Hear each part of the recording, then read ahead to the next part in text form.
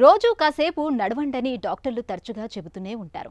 అయినా మనం వింటేగా, నడిస్తే ఎంత, నడవకపోతే ఎంత అని అనుకునేవారు కొందరైతే, సమయం లేదనో బద్ధకంతోనో మరికొందరు ఎప్పటికప్పుడు వాయిదా వేసుకుంటూ పోతుంటారు.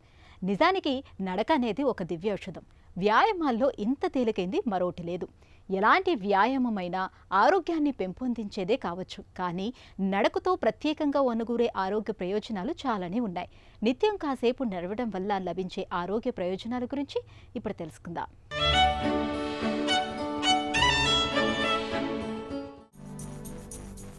నడక నేడు ఈ మాటే ఒక తారక మంత్రం. రోజూ నడిస్తే ఆరోగ్యానికి ఆరోగ్యం, ఆనందానికి ఆనందం.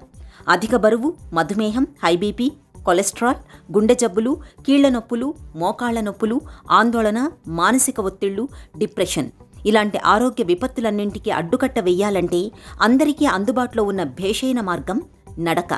అందుకే నిత్యం కాసేపైనా నడవమని డాక్టర్లు మరీ మరీ చెబుతుంటారు.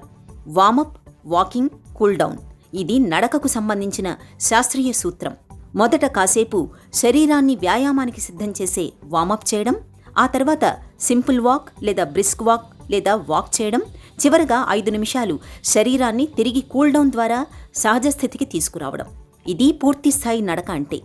ఈ సూత్రం తెలుసుకుని నడకను ఒక వ్యాయామంగా ప్రారంభించేందుకు మనకు కావాల్సింది కేవలం ఒక జత బూట్లు, అనువుగా ఉండే ఒక జత బట్టలు. నడక వల్ల శరీరంలోని అన్ని ప్రధాన అవయవాలు కదలికలోకి వస్తాయి. పైగా నడిచే సమయంలో మనం ఎక్కువగా ప్రాణవాయువును తీసుకుంటాం. తద్వారా అనేక జబ్బులకు కారణమయ్యే కొవ్వు ఖర్చవుతుంది.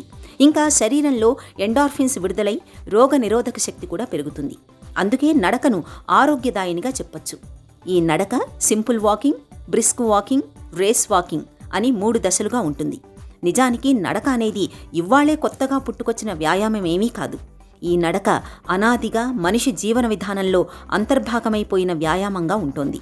అయితే ఇటీవలి కాలంలో శారీరక శ్రమ పూర్తిగా తగ్గిపోయి అనేక జబ్బులు చుట్టుముడుతున్న నేపథ్యంలో బ్యాక్ టు ది రూట్స్ అంటూ మళ్లీ మూలాల్లోకి వెళ్లి నడకను మన జీవన శైలిలో ఒక అంతర్భాగంగా చేసుకోవాల్సిన తరుణం ఆసన్నమయ్యింది.